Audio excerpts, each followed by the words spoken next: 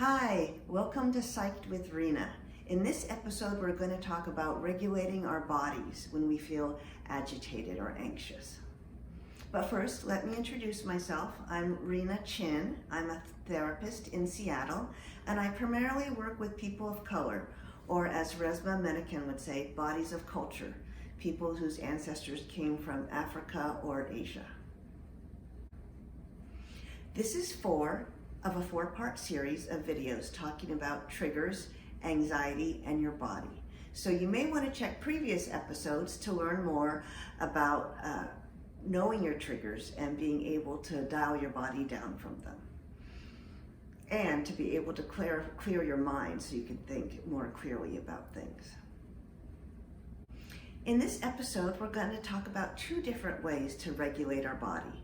One is through movement and the other is through voice or vibration. First of all, I want you to think about movement as a way to help you regulate your anxiety. If you're in the office and feeling anxious, there's three things I want you to remember about movement: rhythmic, repetitive, and bilateral. So bilateral being both sides, rhythmic meaning constant pace, and repetitive.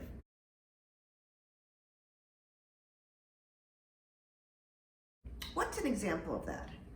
Walking is maybe the easiest, best example of that.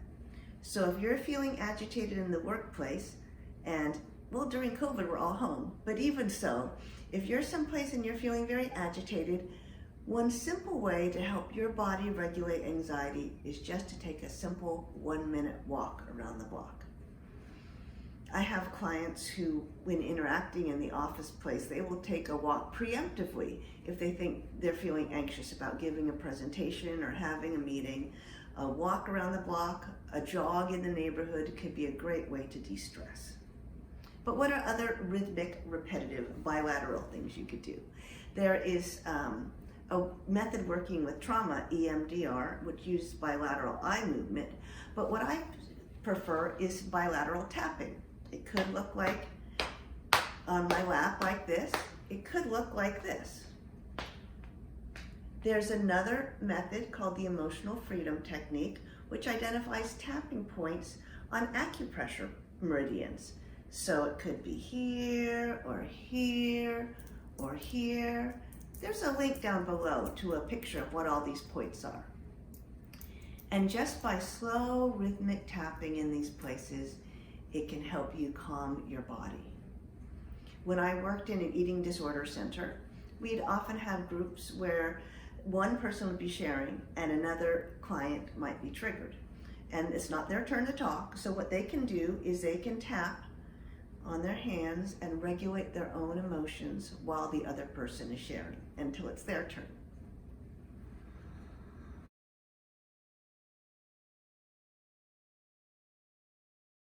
Another great rhythmic bilateral movement is yoga. One reason yoga is especially powerful is because it moves us back and forth aligned with our breath. And it also helps with mindfulness because we're focused exactly on how our body's positioned. It theoretically shouldn't be wandering off and thinking about your things to do at work, but it's just focused on the present. The other wonderful thing about yoga is it tends to be a variation between open movements which stimulate your sympathetic nervous system and closed movements which stimulate your parasympathetic nervous system. For example, Warrior Two or Mountain Pose, or many of the warrior poses stimulate your sympathetic nervous system. That's the part of your nervous system which is responsible for the fight or flight. The parasympathetic nervous system is the one that might be associated with child's pose, forward fold, ragdoll pose. So those poses would be stimulating your parasympathetic nervous system. Part of trauma gets us stuck in a triggered place, and so somehow the movement back and forth between those two systems can be also especially healing. Another way to regulate our anxiety is through vibration. There is a trauma expert named Peter Levine who's worked with military personnel who've had PTSD, and they would often be triggered by loud sounds. So to communicate a sense of safety to their bodies, he's worked with those folks to actually give some vibration back to their body. There are other ways to work to regulate your body besides movement.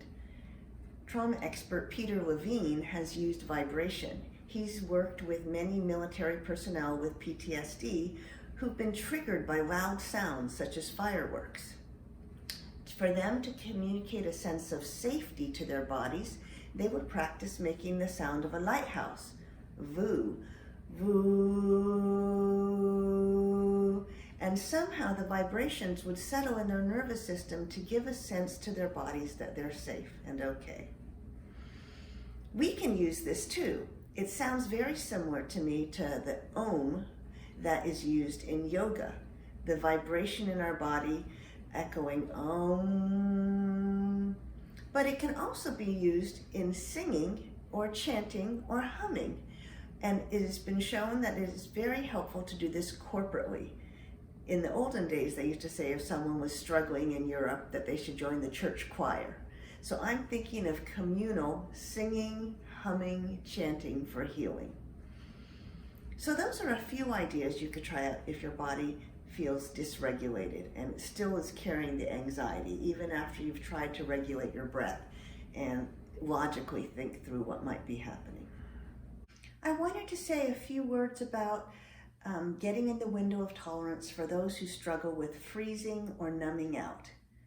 Now, it's possible that when we are frozen or numbed out, our system shuts down a bit and we may not feel like we can sing or walk or tap. So for you, I would like you to try at least engaging your core muscle and try to lengthen your spine to see if that can bring you into a more active stance. You might also try sitting on a stability ball or balance ball so that you are stabilizing yourself and your body is engaged while you are doing something else. Getting out of freeze is a tough thing because there's a little bit of inertia that makes us want to slow down and sleep. So these small movements of engaging the core, of lengthening our spine, of balancing our body can help us wake up our systems. I hope you've enjoyed this series. It's given you a few different ways to know when you're triggered and what to do about it, and ways to work with our body and our mind when we have anxiety. If you can subscribe here, you can learn more in the next series, which is going to be focused on working with our inner critic. So if you struggle with perfectionism, if you have a noisy voice always going at you with things you should be doing, this is the series for you. So stay tuned and I will see you next time. Bye-bye.